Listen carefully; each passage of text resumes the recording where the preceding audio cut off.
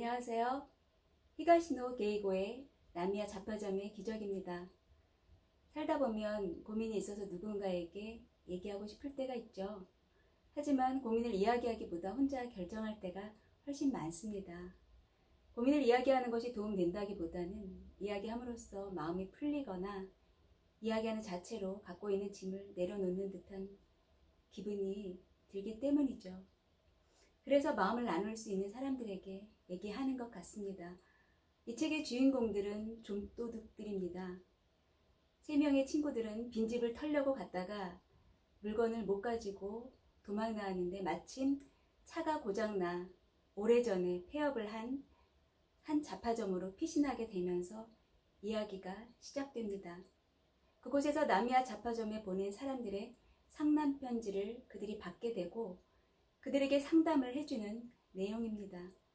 고민 편지를 보낸 사람들은 모두 사연 있는 사람들이기 때문에 이 3명의 친구들은 그들의 삶에 공감하고 그들을 이해하며 도움이 되는 답장을 쓰고자 노력합니다.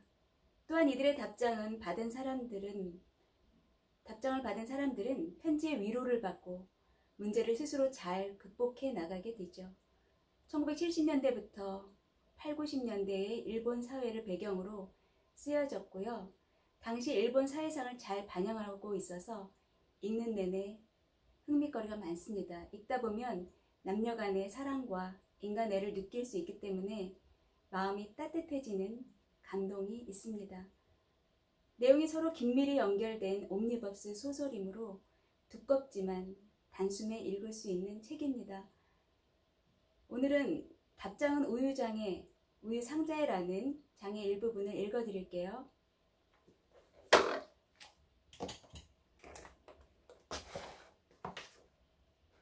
그 폐가로 가자는 말을 처음 꺼낸 건 쇼타였다.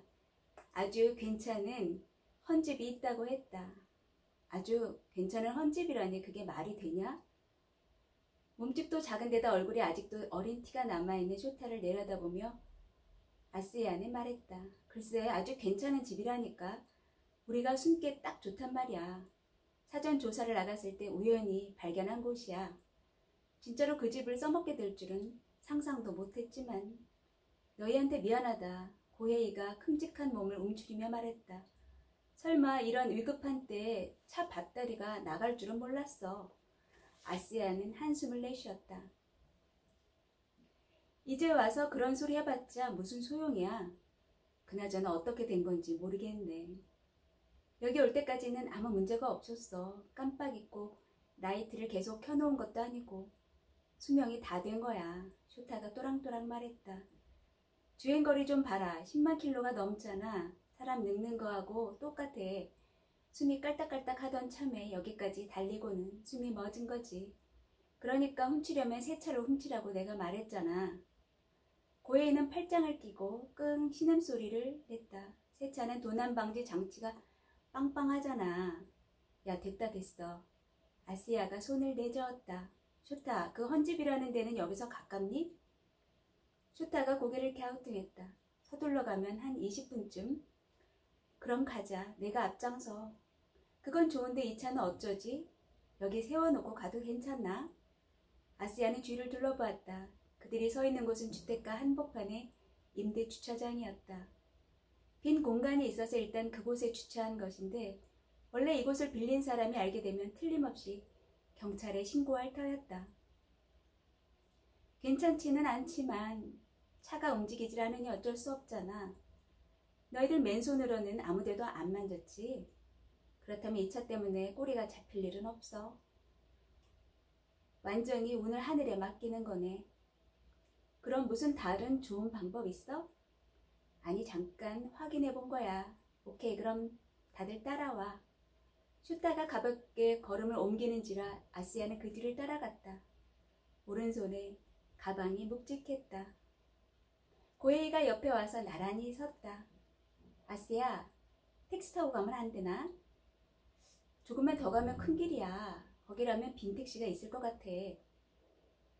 아스야는 코웃음을 쳤다.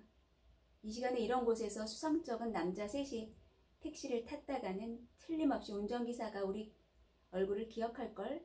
우리를 쏙 빼닮은 몽타주가 퍼지면 완전 인생 종치는 거지. 택시기사가 우리 얼굴을 그렇게 천천히 볼까? 천천히 보는 사람이면 어떨 건데 찬찬히도 아니고 흘끗 쳐다보고도 얼굴을 기억해버리는 재주가 있는 사람도 있다고. 고혜인은 그만 입을 꾹 다물고 걸어가다 작은 소리로 사과했다. 미안해. 됐어. 아무 말 말고 가야기나 해. 약간 높은 지대의 주택가를 세 사람은 걸어갔다. 시각은 오전 2시를 조금 넘어선 참이었다. 비슷비슷한 모양새의 집들이 늘어서 있었지만 불 켜진 창문은 거의 없었다. 하지만 방심할 수는 없었다. 자칫 큰 소리로 얘기하다가 누군가 듣기라도 하면 한밤중에 수상한 남자들이 지나갔다고 경찰에 말해버릴 우려가 있었다.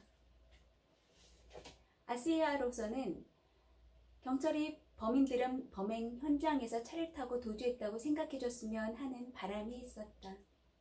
물론 그러려면 저 훔친 자동차가 당장은 발견되지 않는다는 전제 조건이 필요하다. 처음에는 완만한 비탈길이었는데 잠시 걷다 보니 그 경사가 점점 심해지는 것 같았다. 그와 동시에 민가가 띄엄띄엄해졌다. 어디까지 가야 해? 고혜가 헉헉거리며 물었다. 조금만 더 가면 된다고 쇼타는 짧게 대답했다. 실제로 잠깐 더 올라간 뒤에 쇼타는 걸음을 멈췄다. 옆에 집 한 채가 있었다. 그리 크지 않은 점포 겸 주택이었다. 살림채 쪽은 옛날식 목조 건물이고 정면 폭이 3-4m쯤 되는 점포는 셔터 문이 닫혀 있었다. 셔터에는 우편함이 하나 붙어 있을 뿐 아무것도 보이지 않았다. 옆은 창고 겸 주차장으로 쓰인 것으로 보이는 허름한 건물이었다. 아시아가 여기냐고 물었다. 글쎄, 쇼타는 짐을 옮겨보며 고개를 갸웃갸웃했다. 여기였던 것 같은데? 여기였던 것 같다니 뭔 소리야? 아니란 말이야? 아니 여기 맞아. 그런데 어쩐지 지난번에 왔을 때하고 느낌이 좀 달라. 훨씬 더 새 집이었던 것 같은데? 그때는 낮에 왔겠지. 그래서 그런 거 아닐까? 뭐 그럴 수도 있겠다. 아시아는 가방에서 손전등을 꺼내 셔터 주위를 비춰보았다.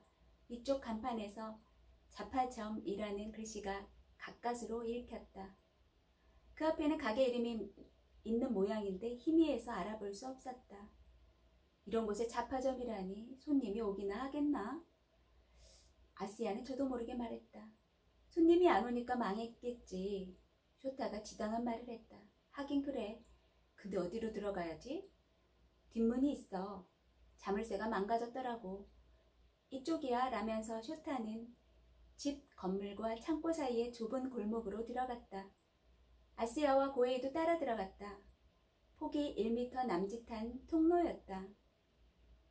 비집고 들어가면서 고개를 젖혀 하늘을 올려다보았다. 머리 위쪽 한가운데 둥근 달이 떠 있었다. 이건 뭐에 쓰는 거지?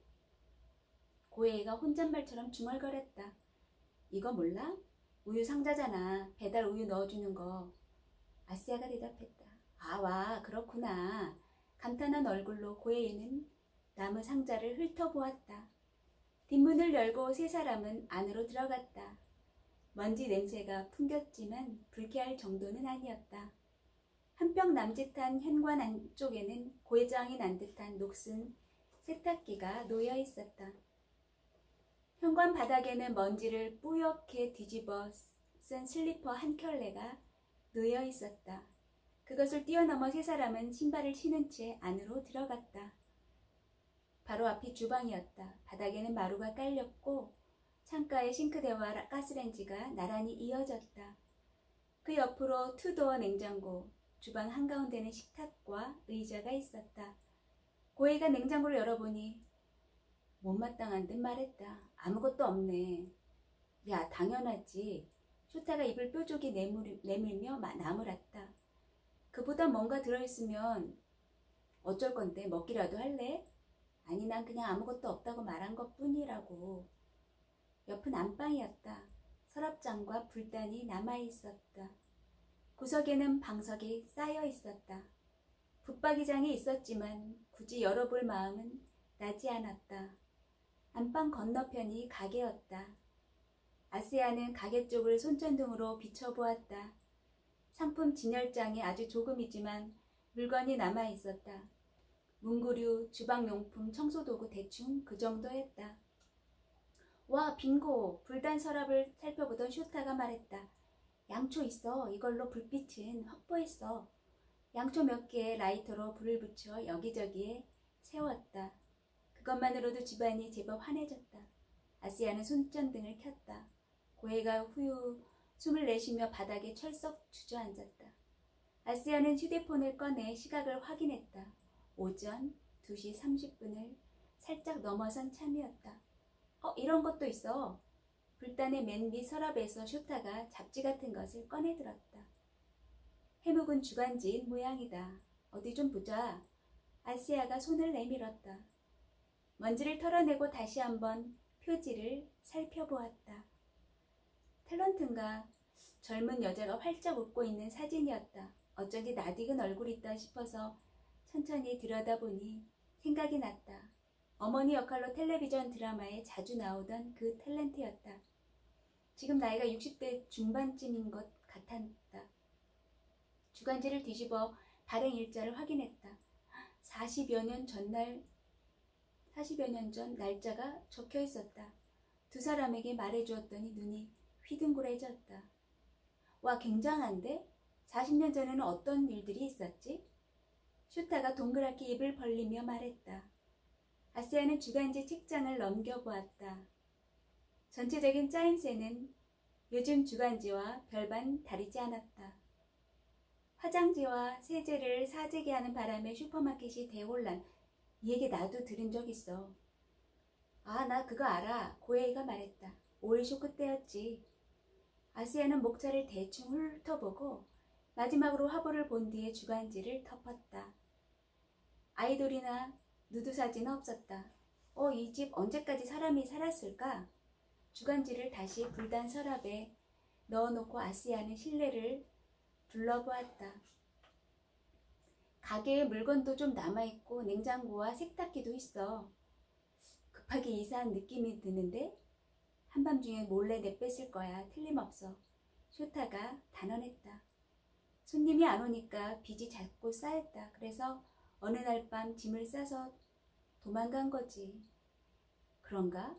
아, 배고프다. 고에이가 처량한 소리를 냈다. 이 근처에는 편의점도 없을까? 있어도 절대 못 가니까 그런 줄 알아. 고에이를 흘겨보며 아시아가 말했다. 아침까지 여기에 조용히 박혀있어. 한숨 자고 나면 금방 날이 셀 거야. 고에이는 목을 움츠리며 제 무릎을 껴안았다. 난 배고프면 잠이 안 와. 게다가 먼지가 수북해서 눕지도 못하겠어. 슈타가 말했다. 하다못해 뭐라도 깔 거라도 있으면 정말 좋겠는데. 잠깐 있어봐. 그렇게 말하고 아시아는 자리에서 일어났다. 손전등을 들고 가게로 내려갔다. 상품 진열대를 비추면서 가게 안을 한 바퀴 살펴보았다. 비닐 시트 같은 게 있으면 좋겠다고 생각한 것이다. 통 모양으로 말린 창호지가 눈에 띄었다. 그걸 펼치면 그럭저럭 잠자리로 써먹을 수 있을지도 모른다.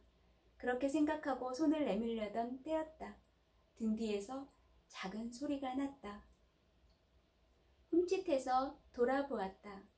뭔가 하얀 것이 셔터 바로 앞에 종이 상자 속으로 툭 하며 떨어지는 소리였다. 손전등으로 종이 상자 안을 비춰보았더니 아무래도 편지 같았다. 한순간 온몸의 피가 수런거렸다. 누군가 방금 셔터의 우편함에 넣고 간 것이다. 이 시간에 이런 폐가에 집배원이 우편물을 배달해 줄 리는 없어. 그렇다면 이 집에 자신들이 있다는 것을 눈치챈 누군가가 뭔가를 알려주려고 다녀갔다는 얘기가 된다. 아시아는 심호흡을 하고 우편함 투입구 뚜껑을 살며시 열어 바깥 상황을 살펴보았다. 혹시 경찰차가 둘러싸고 있는 거 아닌가 하고 걱정했지만 예상과는 달리 바깥은 깜깜할 뿐이었다. 인기척도 없었다.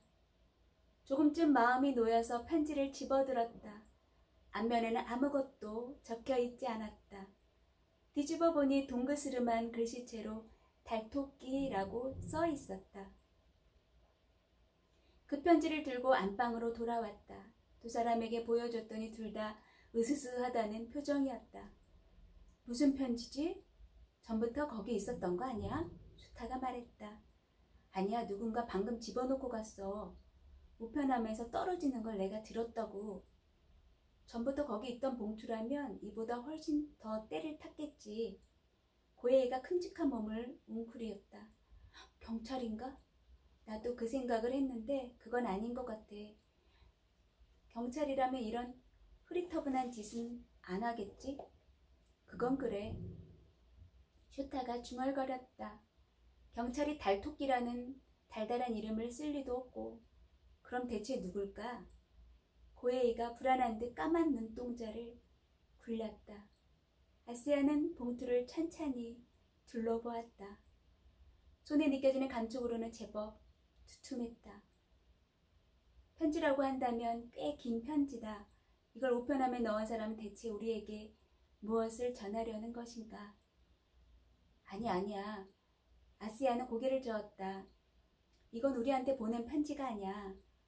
왜냐고 묻듯이 두 사람이 동시에 아시아를 올려다보았다.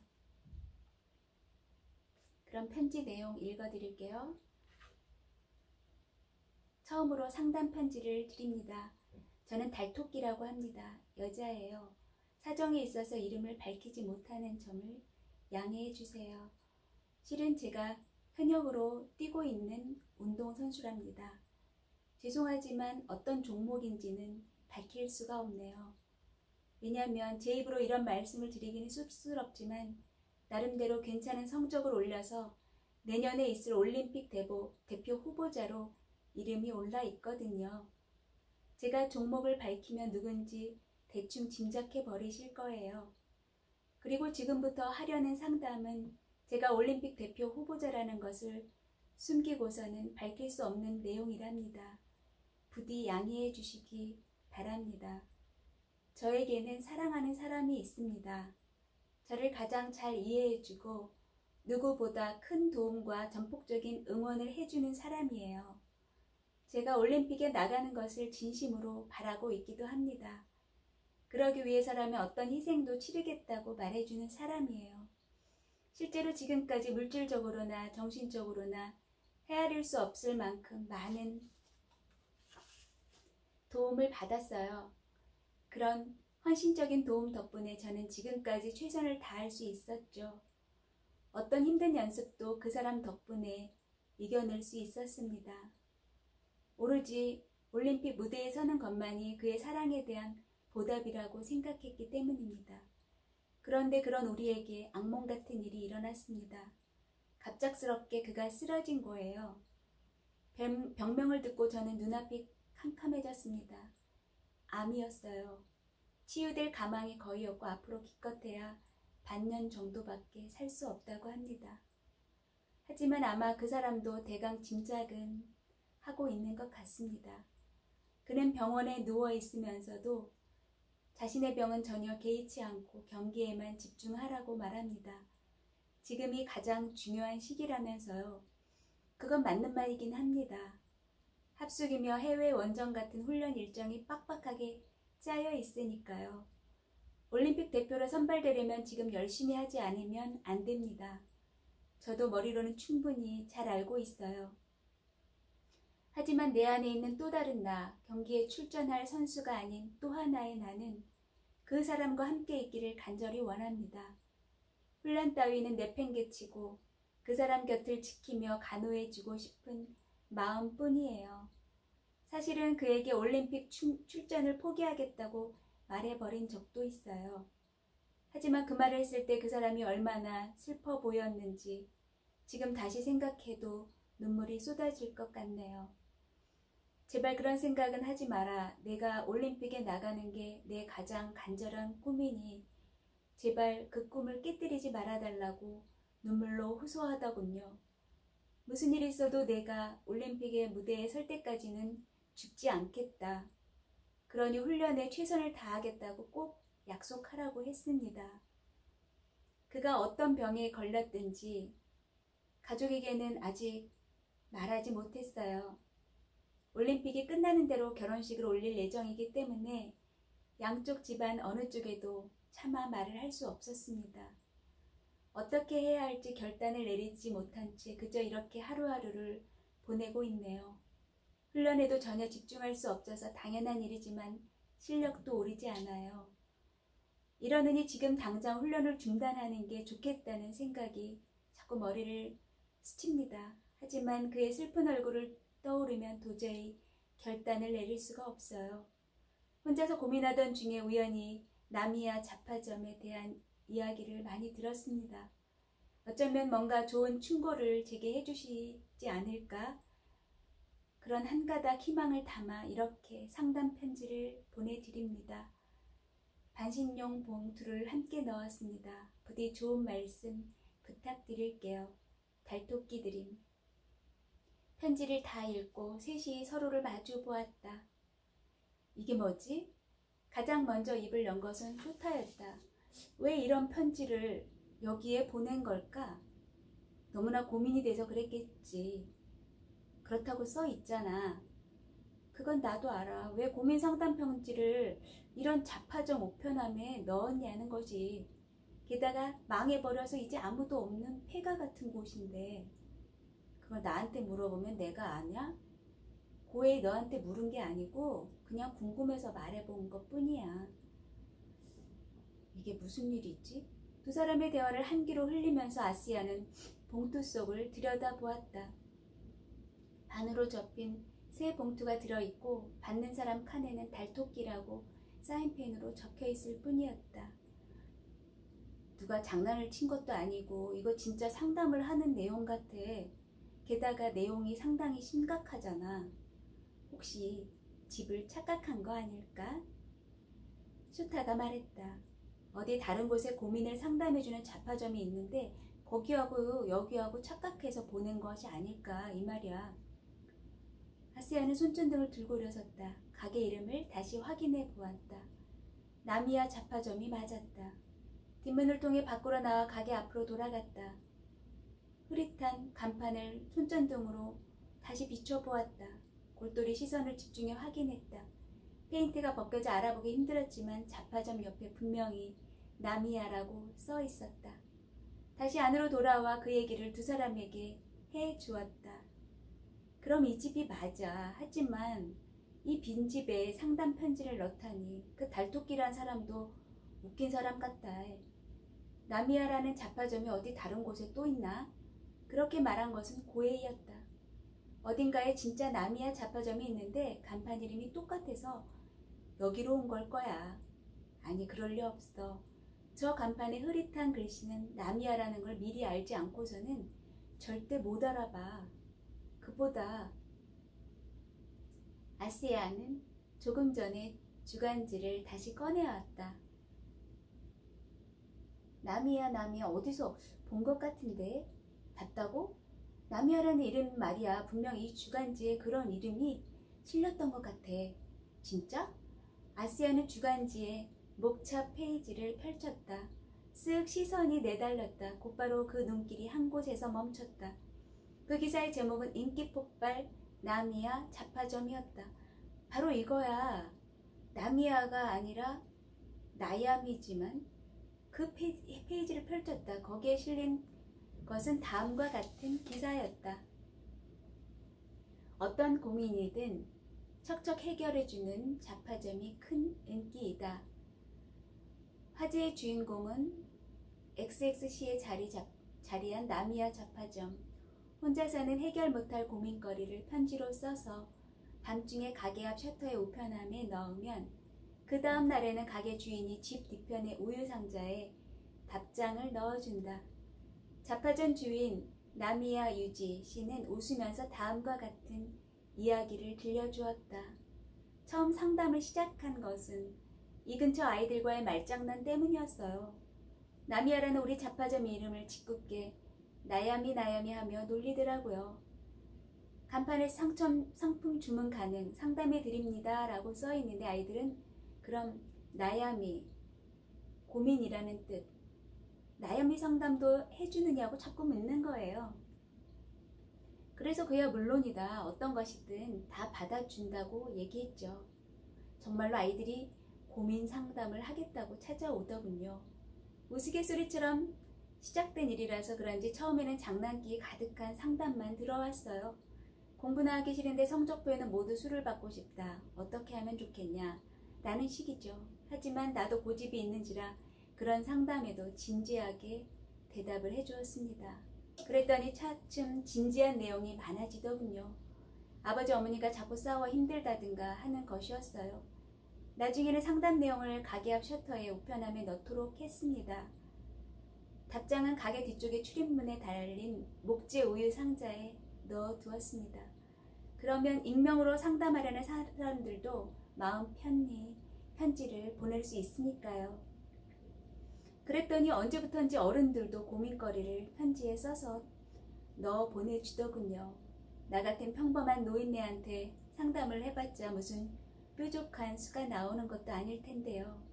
어쨌든 내 나름대로 열심히 궁리해서 답장을 써드렸습니다.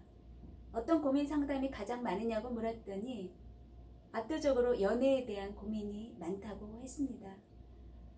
그런데 사실은 연애 상담이 나한테는 가장 힘들어요 라고 말하는 나미야 씨. 그것이 나미야 씨의 가장 큰 나염이라고 했다. 기사에는 작은 사진이 딸려 있었다.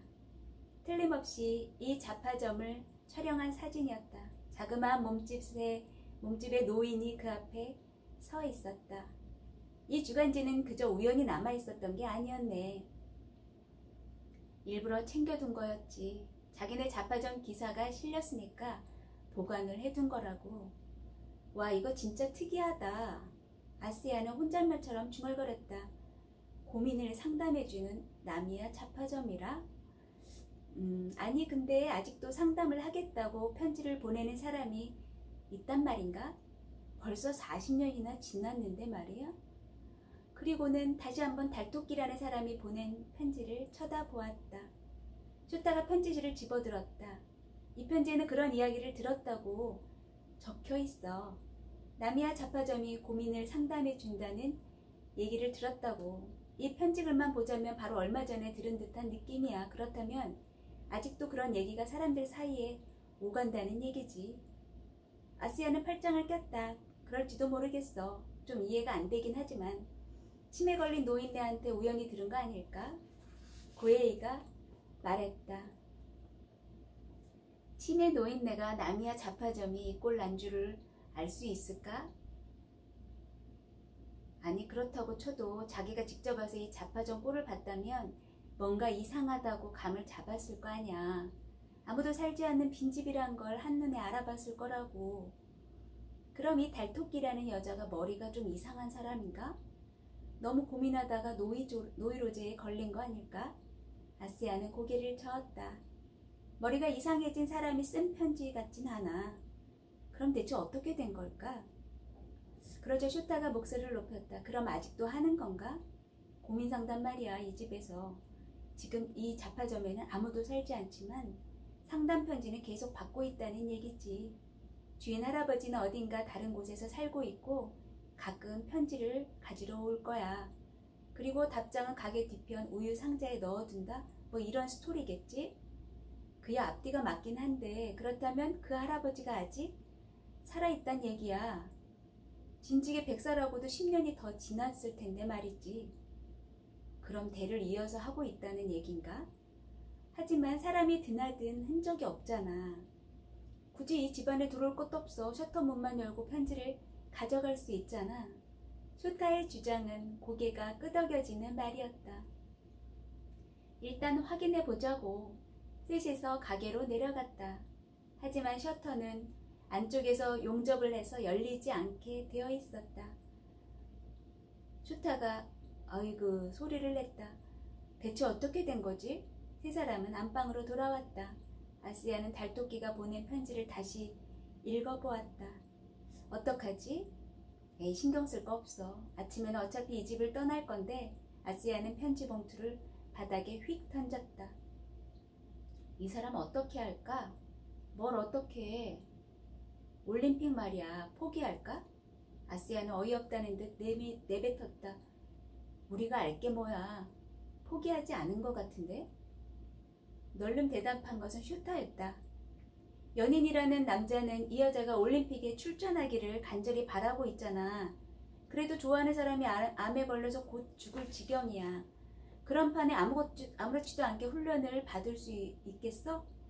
어쨌든 곁에 함께 있어주는 게 맞는 얘기지. 그 남자도 사실은 그렇게 해주기를 바랄 거야. 웬일로 고혜이가 강경한 어조로 반대 의견을 펼쳤다. 난 그건 아니라고 봐.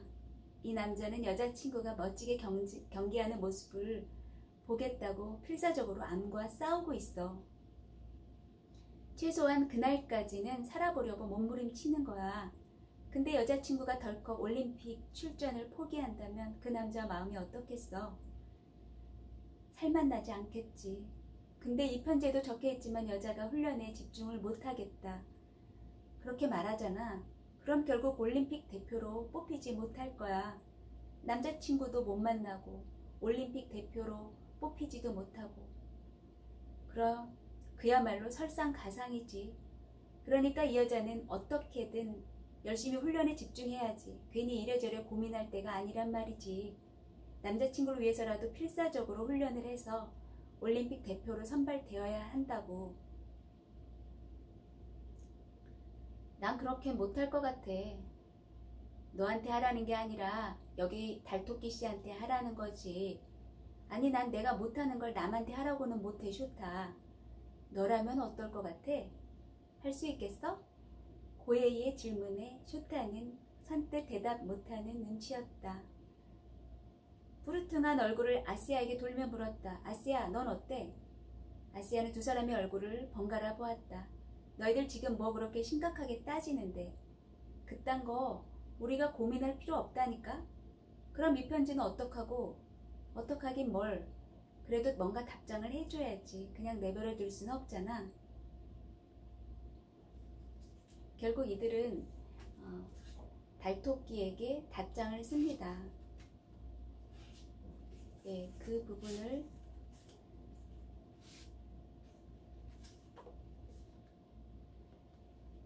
부분에서는 달토끼에게 열심히 연습해서 올림픽에 출전하라고 답장을 보내죠. 이 답장을 보고 달토끼가 감사의 편지를 보냅니다. 그 부분을 읽어드리겠습니다. 이렇게 빨리 답장해 주셔서 고맙습니다. 어젯밤에 나미야 자파좀 은편함에 편지를 넣긴 했지만 갑작스럽게 번거로운 질문을 한 건 아닌지 오늘 내내 걱정했어요. 그런데 이렇게 답장을 받고 보니 한결 마음이 놓이네요. 나미야 씨에서 씨께서 해주신 충고는 정말 좋은 말씀이에요. 저도 가능하면 그 사람을 원정 훈련이나 합숙소에 데려가고 싶습니다. 하지만 그 사람의 건강 상태를 생각하면 그건 불가능한 일이에요. 병원에서 제대로 된 편지를 받고 있기 때문에 치료를 받고 있기 때문에 그나마 병이 진행되는 것을 늦출 수 있거든요. 그러면 제가 그 사람 가까이에서 훈련을 받으면 되겠다고 생각하실지도 모르겠어요. 하지만 그가 입원한 병원 근처에는 연습할 만한 장소나 시설이 없어요. 훈련이 없는 날에만 장시간 차편을 이용해 만나러 가는 게 현재의 상황이에요. 지금 이러고 있는 동안에도 다음 합숙훈련을 떠날 날짜가 시시각각 다가오고 있습니다. 오늘 병원에 가서 그 사람을 보고 왔어요. 열심히 연습해서 부디 좋은 결과를 내달라는 말을 듣고 저는 그렇게 하겠다고 고개를 끄덕였죠. 사실은 가고 싶지 않다. 당신 곁에 있겠다고 말하고 싶었는데 꼭 참았습니다. 그런 말을 하면 그가 몹시 괴로워한다는 것을 잘 알고 있기 때문이죠. 서로 떨어져 있더라도 최소한 얼굴만이라도 볼 수 있으면 정말 좋겠어요. 만화책에서처럼 텔레비전, 전화 같은 게 있으면 좋겠다는 상상을 하기도 해요. 일종의 현실 도피라고나 할까요? 나미야 씨, 제 고민을 들어주셔서 정말 고맙습니다. 이렇게 편지로 고민을 털어놓는 것만으로도 저는 한결 마음이 편해졌어요. 이 문제에 대한 답은 저 스스로 찾아야 한다고 생각하지만 혹시 뭔가 좋은 아이디어가 떠오르시면 또 답장해 주세요. 그리고 이제 더 이상 충고할 것이 없다고 생각하신다면 그렇다고 써주셔도 괜찮아요. 너무 폐를 끼치는 것 같아 죄송합니다. 어떻든 내일도 우유 상자 안을 확인해 볼게요. 잘 부탁드립니다. 달토끼 드림. 네, 다음에도 계속 이 새 친구와 달토끼와의 편지 서신이 왕래가 진행이 됩니다. 결과는요, 반전도 있고 재밌는 내용이 계속 나옵니다. 그 부분은 여러분께서 책을 구입해서 보시길 추천드릴게요. 지금까지 나미야 잡화점의 기적이었습니다. 시청해 주셔서 감사합니다. 안녕히 계세요.